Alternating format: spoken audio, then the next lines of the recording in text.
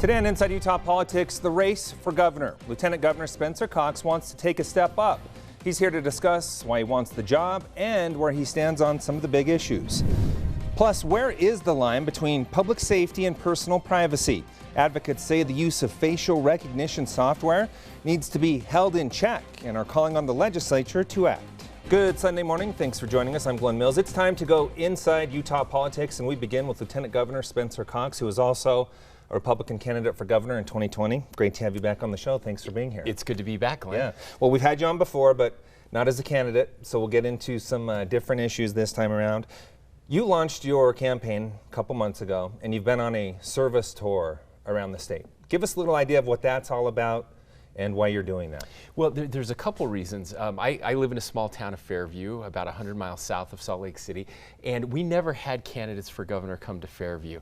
And that always bothered me. I know you have to go where the votes are, but I wanted to go where the people were and make sure that everybody felt that their voice was heard. And so we made a commitment to visit all 248 cities and towns in Utah, incorporated cities and towns. We've been to 149, so we have 99 left, but it's been incredible, Glenn, to talk to people, to understand the issues that are important to them. I visit all 29 counties every year and thought that was enough. My only regret is that I didn't do it sooner, because there are unique issues, and people are so proud of where they live. It's amazing.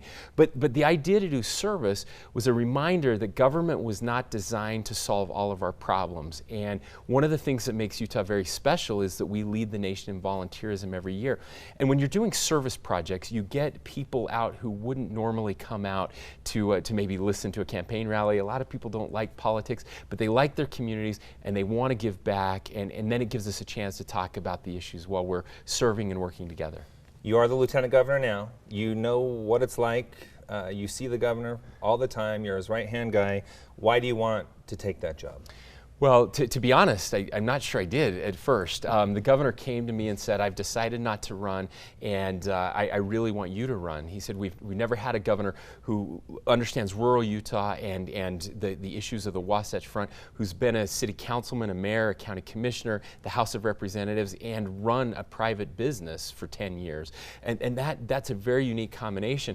And so he asked us to do that, and it was a harder decision for me, I think, maybe more than anyone else, because I know what it means. I watch it every day to be governor. I've said this before. I think everybody wants to be governor, but not everyone wants to do governor.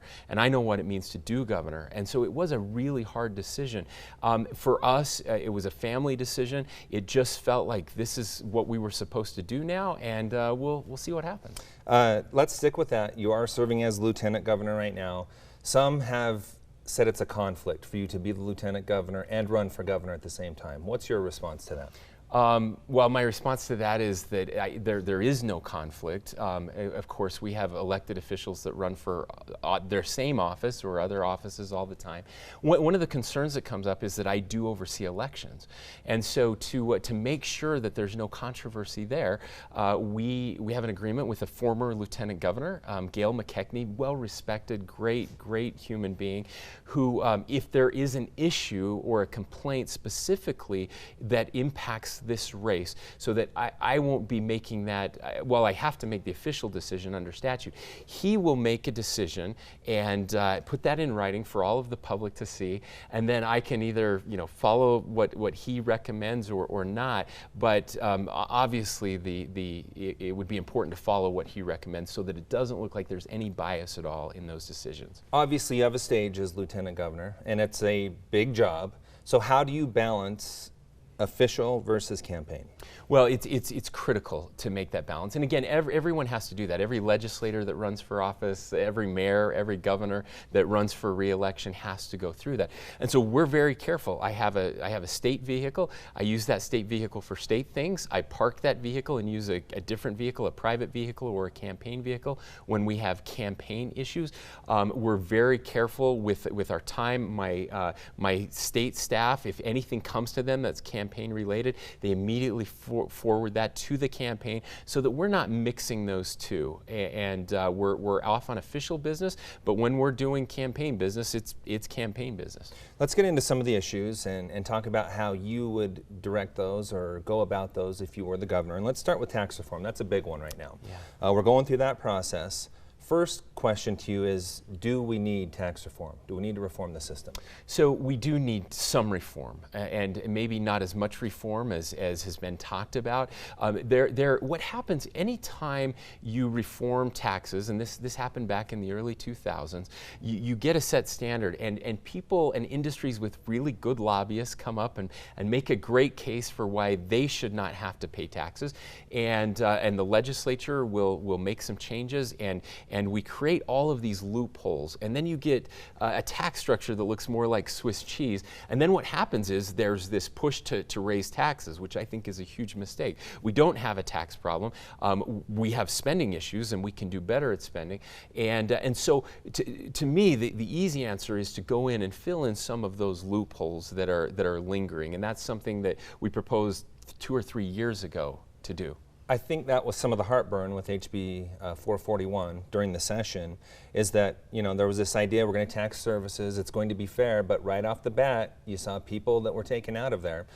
Did you support the idea of the services-based tax? Do you think that's a good way to go? I don't. I think that was far too broad to tax all services, and not only that, but the process was very truncated. People didn't have a chance to read the bill to understand the intended consequences, let alone the unintended consequences. And so I'm very grateful that the legislature stopped that process, went out over this summer, spent time in many communities getting feedback, and we're anxious to hear what they've heard. Let's move on to abortion. You know, we passed a new law this year to 18 weeks. It was threatened that it would be taken to court. It is now in the court process. Would you have signed that bill if you were governor? Yes, I would have signed that bill. And why if is I that? was governor. Because we're a pro-life state. I'm a pro-life person. I believe in the sanctity of life. I believe that through technology, the viability age has moved up extensively, and I just feel in my core that we are going to look back, generations to come will look back on us. And look at, I believe they'll look at this issue much like we look at slavery and some of the other real dark marks on our society, and they'll wonder why we allowed abortion in, second-term, third-term abortions to happen in a very modern society. It makes no sense to me. We're seeing other states take it to a near virtual ban altogether. Do you believe it should even go further than 18 weeks? I believe, and that's a discussion we need to have. I do believe that it could go there. I don't think I would support all the way, but in fact, I've been supportive of exceptions for rape and incest. I think those are important exceptions, but certainly nothing in the second term and never in the third term. Let's talk public lands. You're a rural guy. Let's talk specifically Bears Ears and Grand Staircase Escalante. Do you support the reduction we saw from the Trump administration on those two national monuments? So these issues of public lands have been very divisive, and they've been going on for years and years. What a lot of people don't know, the original Sagebrush Rebellion in this state was led by the Democrats, and now the Republicans have taken up that. I've been very outspoken. I live next to, our farm goes right up to public lands, the National Forest Service on the Manti LaSalle. My family grazes on BLM land in the desert, the sheep, and on the national forest. And so I feel like I have maybe a very personalized view of these. We need to protect the pristine parts of our state for generations to come. And we have protected them. That's why they're still here, is because we are conservationists. We care about these types of things. Now, those two, with the stroke of a pen, President Obama and President Clinton, locked up vast millions of acres, far too vast. While there are parts of those that deserve and need protection, it was far broader than is needed. And so I do support rolling those back while still protecting the pristine portions of those that need to be protected. All right, so much more I'd like to get into with you, but time goes just like that, and we're out of time. So we'll have to come back. Yeah, we'll definitely have you back on. Thanks for being here, and we will follow the campaign. Thanks so much. Still to come, Senate Democrats are demanding a vote on universal background checks. Why the holdup? Our panel debates a little later. But first, lawmakers want answers from big tech companies about what they are doing to curb online hate and violence. That story after the break.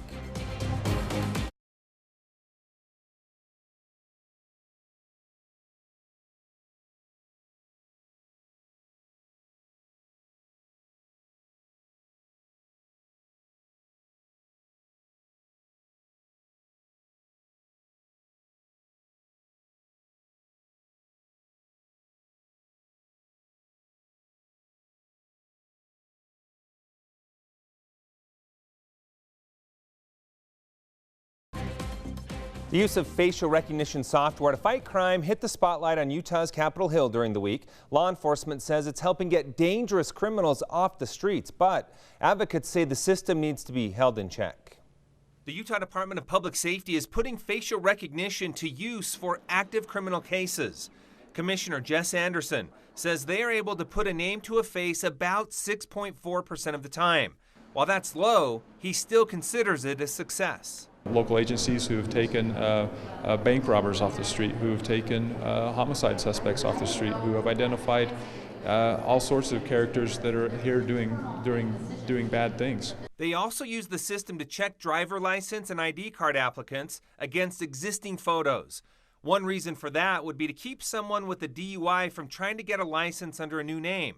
While it may serve a good purpose, it also creates privacy concerns.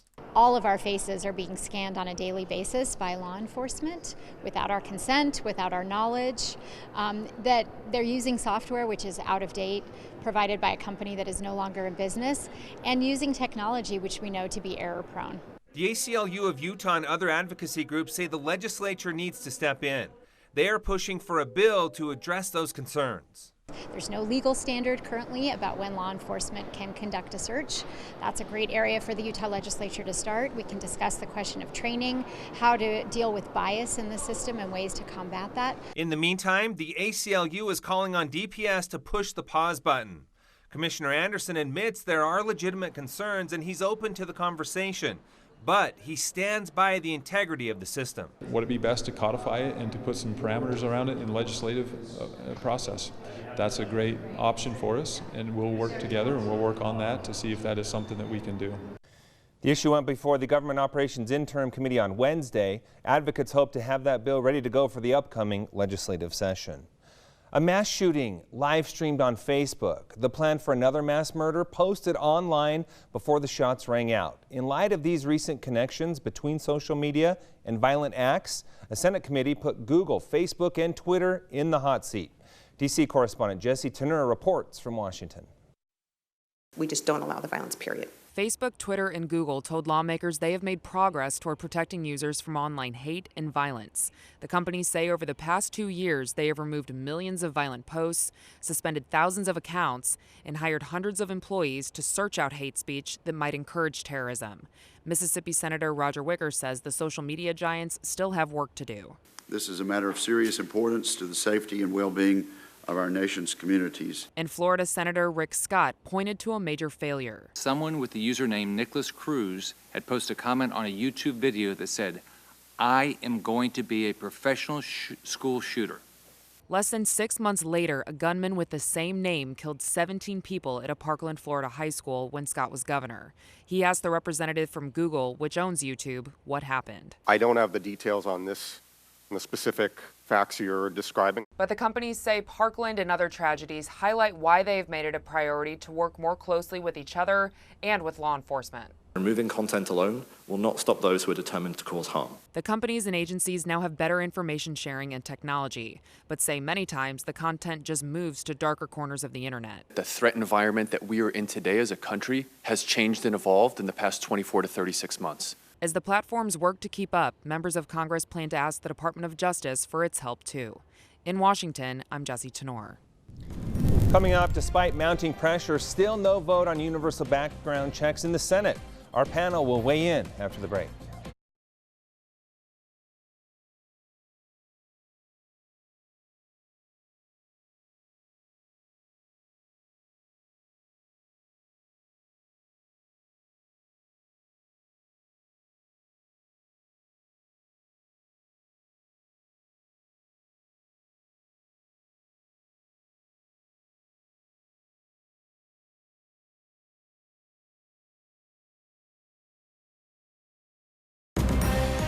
You're watching Inside Utah Politics.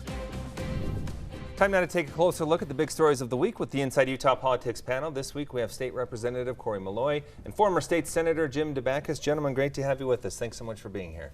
My pleasure. All right, this should be a explosive discussion between the two of you, I think. Let's take up gun reform first. Senate Democrats really pushing this during the week, saying, you know, Leader McConnell, bring this up for a vote. It passed in the House. The American people want it. Jim, should it come up? It's a lame thing the Democrats are trying to do anyway. I mean, all it is registration. So that you want to buy a weapon, you register. So I have a beef that the Democrats are so timid. But all it is universal registration. Who would be opposed to that? What I want to know is, when is the Utah legislature and our Congress, when are they going to simply say you can no longer have an assault weapon? Why would you want an assault weapon? For hunting? For fun? That's where I think they ought to be going. And the registration, universal registration, just should happen automatically by one of those votes where everybody just agrees. Okay, Representative, a lot to dig into there, but first, why aren't we seeing a vote in the Senate? Well, I don't think there's a stomach for a vote. I don't think they want to see universal background checks. I think it would be bad for the American people, and I disagree. I think the American people, who we would many people would call the silent majority, would not be in favor of universal background checks, and they would love to use their AR-15s for fun and shooting and having a good time. Killing children in elementary schools? But we're talking about criminals and murderers who are doing that. Look, but the law-abiding citizens of this country are not doing that. If I had a hobby, like I'm a stamp collector, I'm not really, but I made that up, and suddenly I found out that there were going to be thousands and thousands of people killed by my hobby, I might get another hobby. For goodness sakes, how many kids are going to die with assault weapons before you say no more? Hopefully no more. That would be ideal, wouldn't it? Yeah. Okay, but how do we get to that point? Well, in my opinion, I think we're focusing on the wrong things. A lot of people want to take that are for gun control. They just want to take away guns. There's an agenda to take away guns from all of the American people. Assault weapons. And yes. Assault weapons and any other gun that goes bang.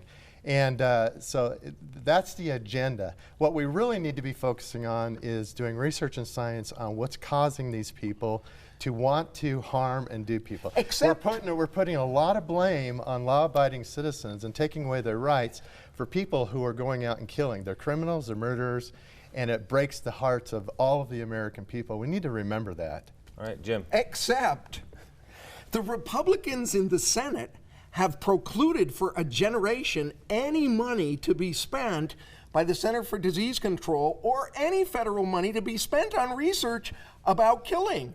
So, I mean, you may be in favor of it, but talk to Hatch. Well, you don't have to talk to him anymore, but talk to the rest of them anymore. Okay, anyway, but one possible solution people are talking about is a red flag law.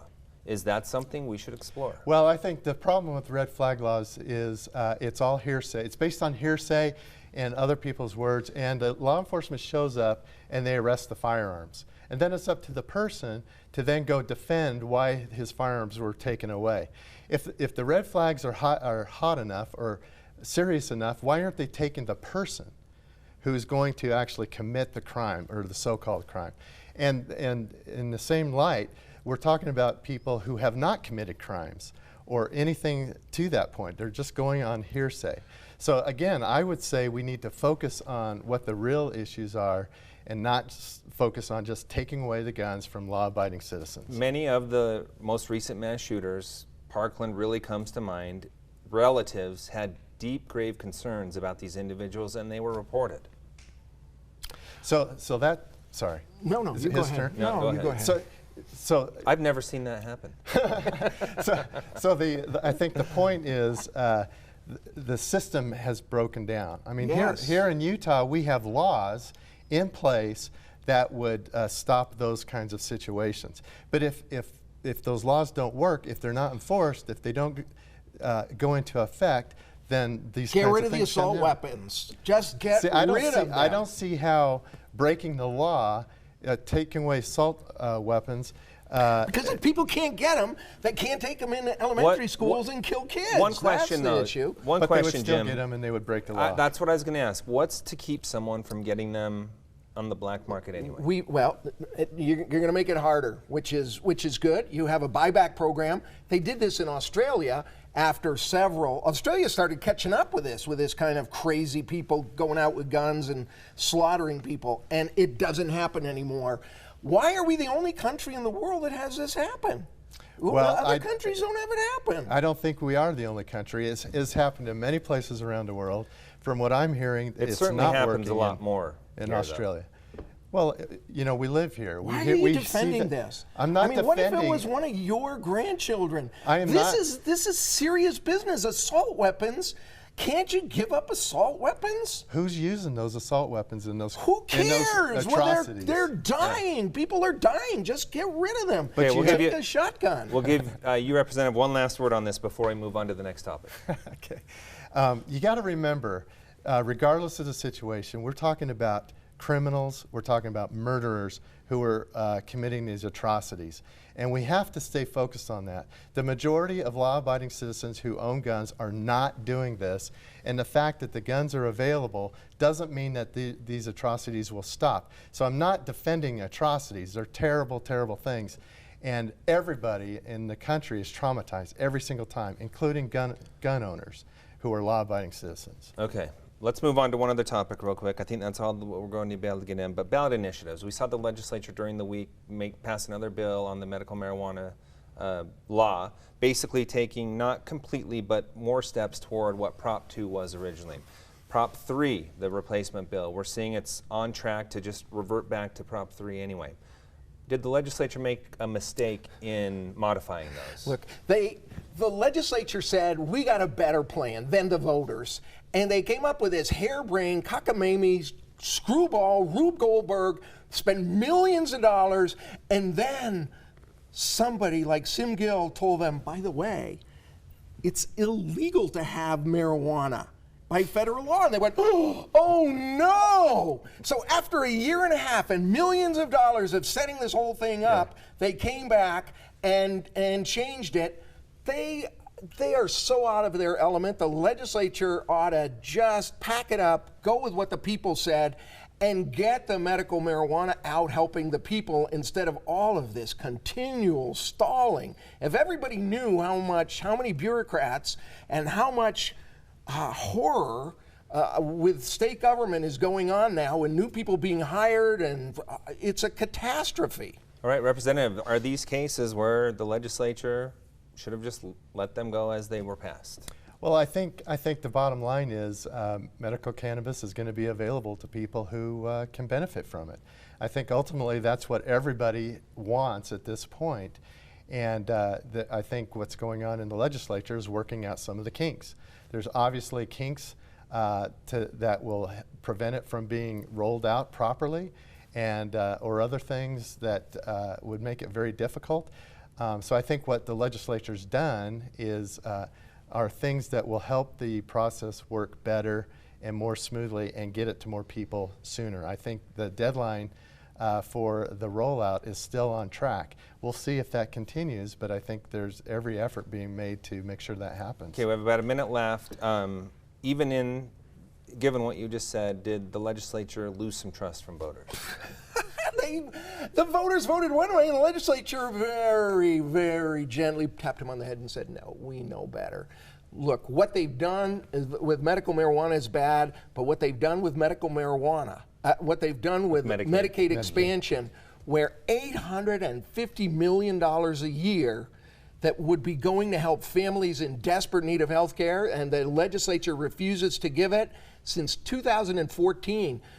The legislators ought to be deprived of their health care until those low-income Utah families get it. Okay. They've been playing politics. I can give you 10 seconds left for the final word. What do you got? Well, I think you know, have we disappointed the voters?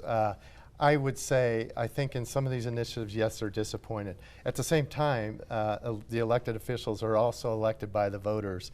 And so I think they expect us to go and do what we think will be best. Okay, we're going to have to end it on that note. Gentlemen, great discussion. Just like I thought it would be. Great to have you with us. Thanks for being here. And we will be right back with more Inside Utah Politics right after the break. No kidding, that's for sure.